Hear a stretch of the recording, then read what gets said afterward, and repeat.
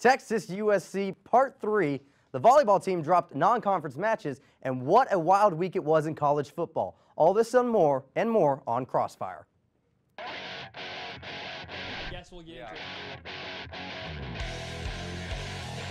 Always enthusiastic, unbelievable, hard-nosed. All right, let me explain why Aaron Judge is getting it. You can boo me all you want. I knew Texas was going to win, right? And then one of the Texas team was going to lose. Cannon. I don't like the cannon. Oh, Wait, you don't like this cannon? All right, I'm done. This is all chaos.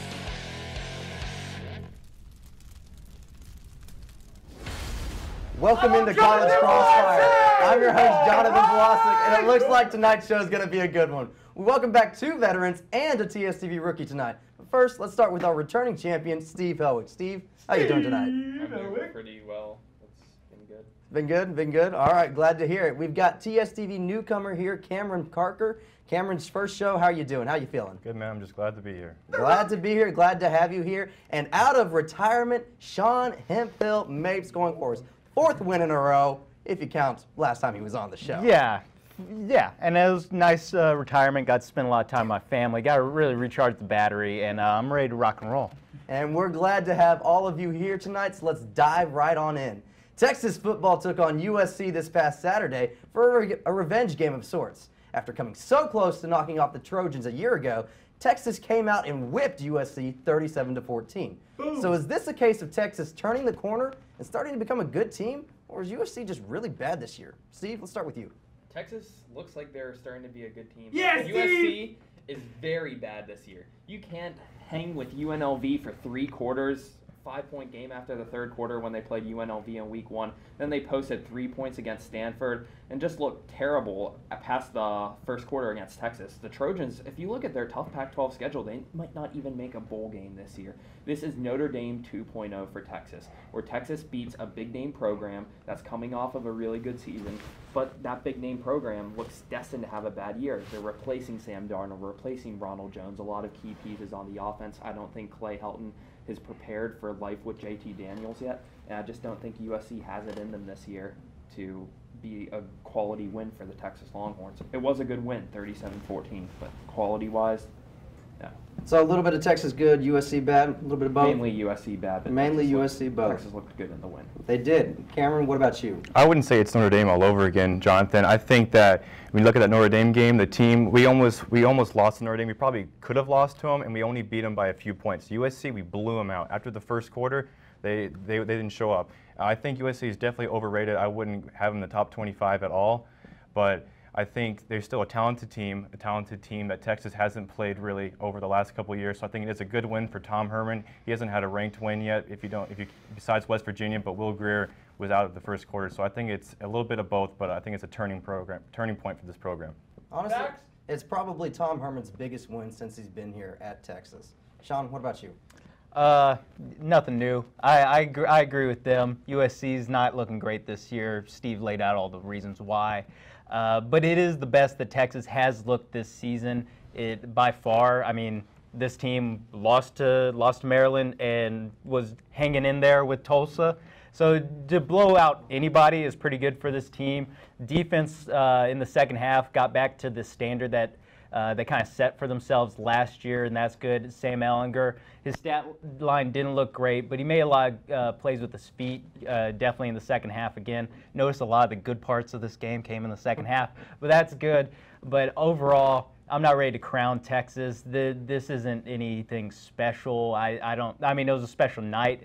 Everyone had a lot of fun, it looked like, but it doesn't raise my expectations for them this year. Well, they did have a great second half, and I mean, you all kind of said the same thing. USC really just not looking good. Texas kind of turning the corner. So everybody's starting off with a point this time, so we all got the point. Let's go, baby, that's for you. Texas is now jumping into conference play this weekend, and it starts with those pesky TCU Horned Frogs here in Austin.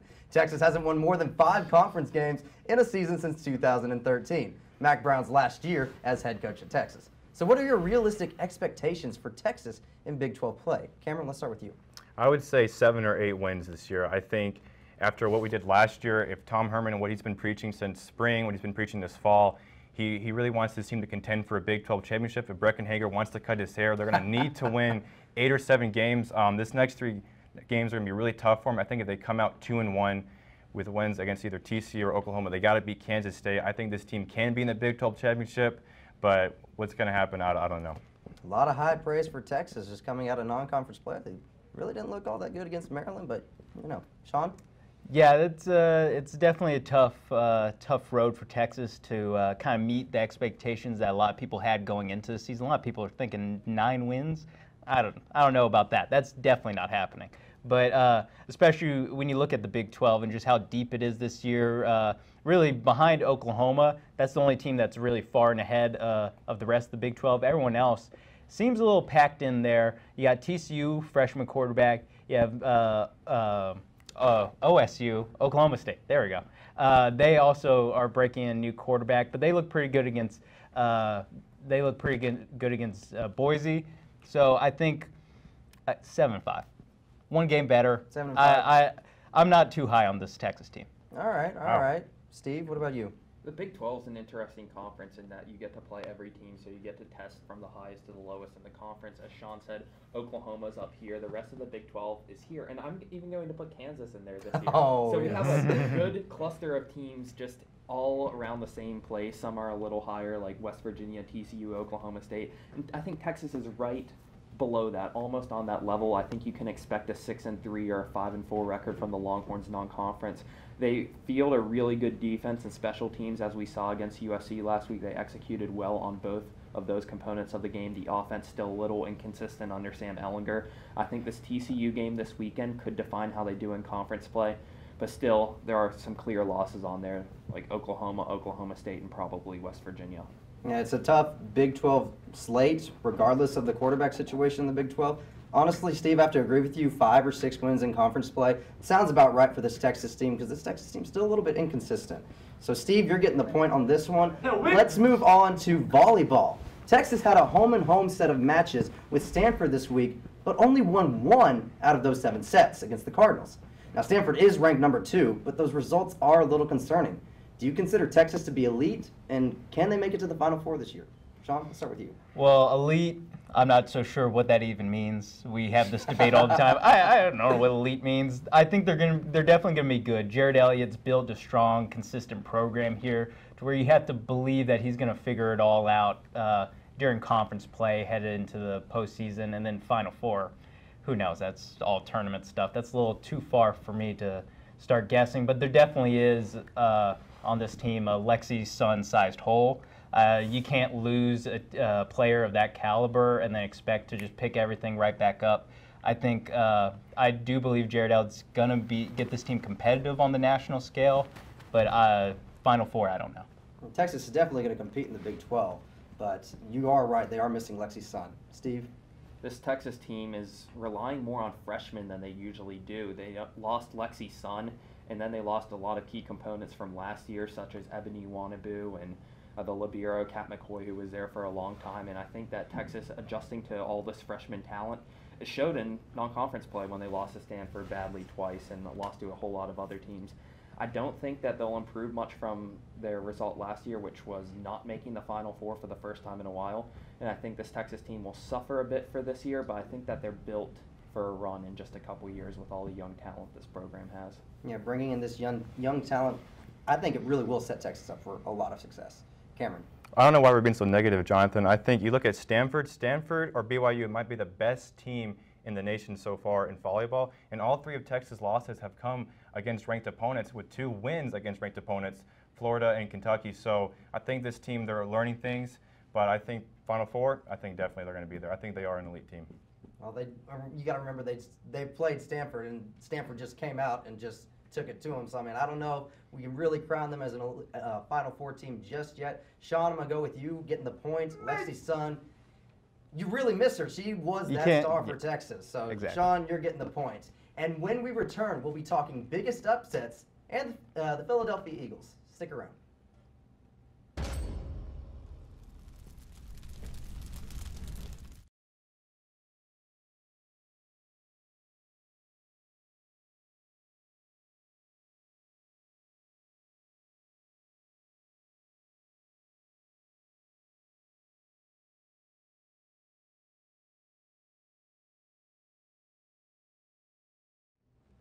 Welcome back to Put College us on Crossfire. that, baby. Let's take a look at the scoreboard. We've got Doghouse. Steve with 2, Cameron with 1, Sean out of retirement with 2. It's still anybody's game. Still anybody's game.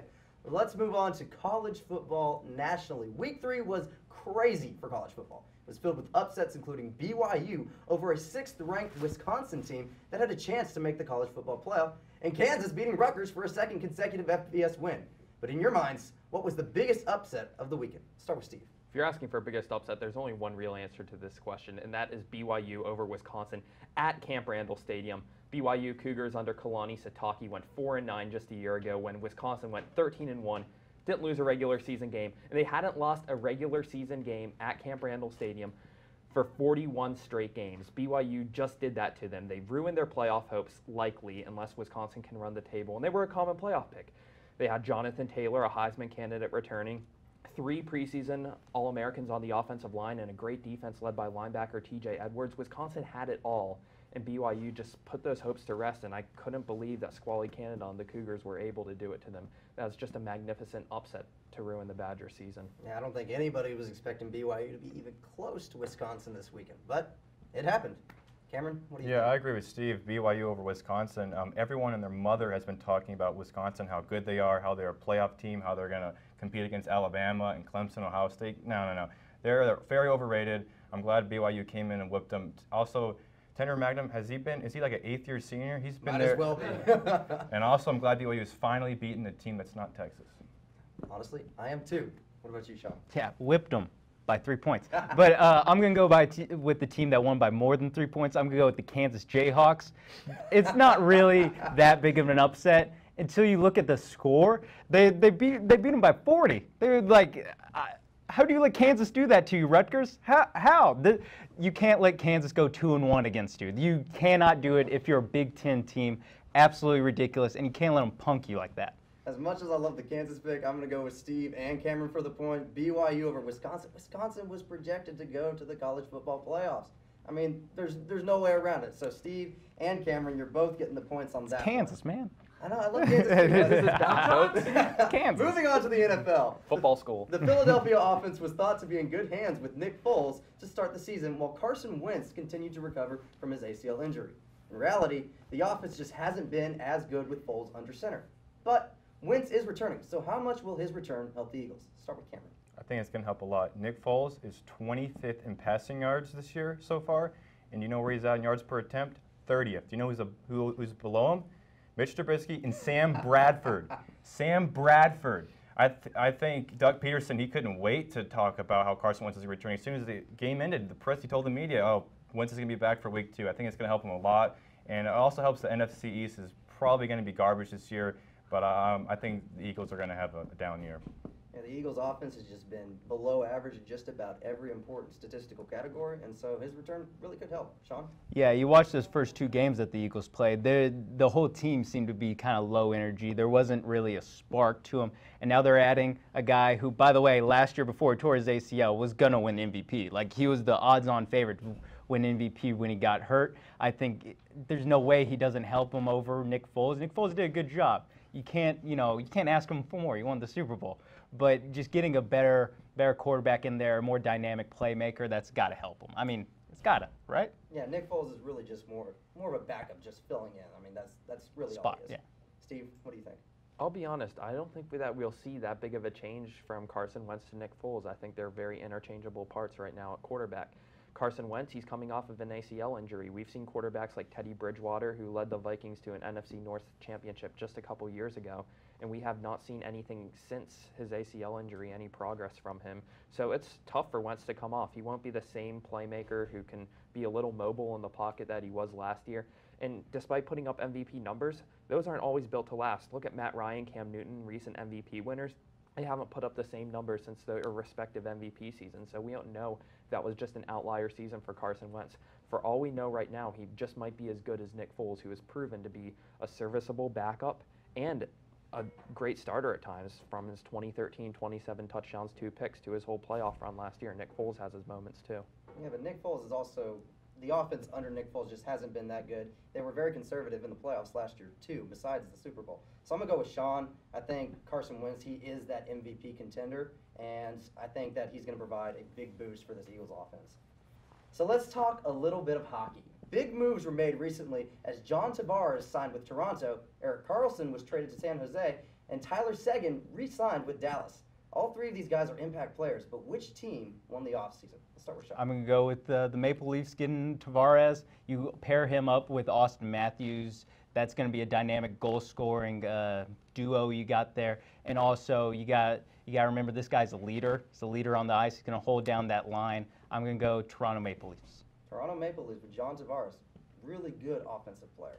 Steve? I also have to go with the Toronto Maple Leafs. This is a team that looks to be on the upswing after putting together a string of mediocrity for years. They had 49 wins last year, just a game away from advancing to the second round after the Boston series. And you have Austin Matthews on the first line at center. John Tavares will probably be second line center. This is something that they're replicating in Pittsburgh with Crosby and Malkin, just superstars on different lines who are just great offensive players. And I think Toronto just has it set. They have a stacked set of forwards now. They added a lot more depth, and Toronto should be much better going into this season in a wide open East. I think adding Tavares really makes Toronto a true contender this year. What do you say, Cameron? Yeah, Dallas being able to re-sign Sagan is huge, especially for the future of the franchise, but I'm going to have to go with Toronto as well. Signing Tavares and adding him with Austin Matthews and William Nylander, like that's going to make a heck of a team, and I think Toronto's really going to be able to compete. In his first preseason game, Tavares already had 2 goals and an assist, so he's already making an immediate impact. I think they by far won the offseason. I'm going to have to agree with all of y'all. You're all getting the points because John Tavares, he's just this dynamic offensive player who's really going to push that offense over the top, and who knows? We may see Toronto in the Stanley Cup Finals. Oh. So stick around. We've got Rapid Fire coming up next.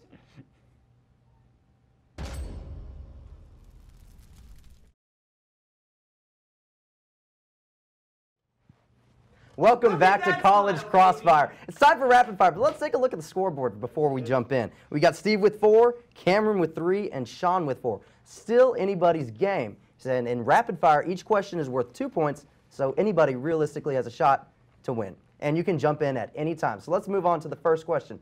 There have been too many ties in the NFL already. The Steelers and the Browns tied week 1, while the Packers and Vikings tied week 2. So what's a better way to determine a tie? There's nothing wrong with a tie. If you can't win or take the lead in 4 quarters to play, and you have an overtime period of 10 minutes, and you can't win, if you can't beat the Browns, oh my goodness, I don't see any point of having a way to sell this if you can't win in overtime. Hey, the Browns were a dark horse playoff pick. I mean, Steve, Sean? You got anything? Well, I think that a lot of this is fallen on the kickers, and we need to watch more kicking and better kicking. So I think they should do something. They did this at the Pro Bowl a couple years ago, something called kick-tack-toe, where they'd have the field goal divided into 9 slots, and then you have the 2 kickers play the tic-tac-toe and trying to make the field goals, and whoever gets more on the board, whoever gets 3 in a row, or first one to get 5 on the board wins. It's a true test of kicking. Mine's a little bit simpler. You get out of the folding table in the middle. You get the head coach from one team, get the head coach on the other. Arm wrestle, baby. Let's see what Hugh Jackson and Sean Payton got. Let's see what Tomlin has. Let's go. Let's do it. Let's see what Bill Belichick has. Bill Belichick? At what, Oh, 65 Andy years Reid? old? Oh, yes. Reid, All right, yeah. Sean, you're getting the points right there. So let's go. Let's move on to the next question. We're talking turnovers now. The University of Miami, they have the turnover chain. FSU, turnover backpack. But Oregon State has the turnover chainsaw. So if you don't like that, I don't know. If Texas had a turnover item, what would it be? You can jump in at any time. Turnover whip. Turnover whip. Just wha-cha. Indiana get a weapon. Jones that. Yeah, get a weapon involved. Let's see what happens. All right. Chainsaw. Steve, Cameron? I like the Next step. turnover forklift. You have a forklift on the sideline, and you just lift up the player who gets a turnover, and he gets to celebrate in front of the whole stadium. Gets to bask in all of that glory. Yes, that'd be funny. You just get the player up the Sign the forklift. waiver beforehand. Yeah, players might need to sign waivers, all of them before the game. Well, at least all the defensive players. What do you think, Cameron? I think forget anything until DBU comes back. I don't think there's any point in celebrating a turnover if you have a trash program. Like, why does Oregon State have a chainsaw? They're awful. Wow. Wow. I don't know. I like the chainsaw. I really do. I think it's pretty cool. But I like the forklift best. I think you get the player lifted up so just everybody can cheer him on. So Steve, you're getting those 2 points right there. So let's go into the last rapid fire. And you know what? Throwing points out the window. Anybody, whoever wins this question is going to win. All right.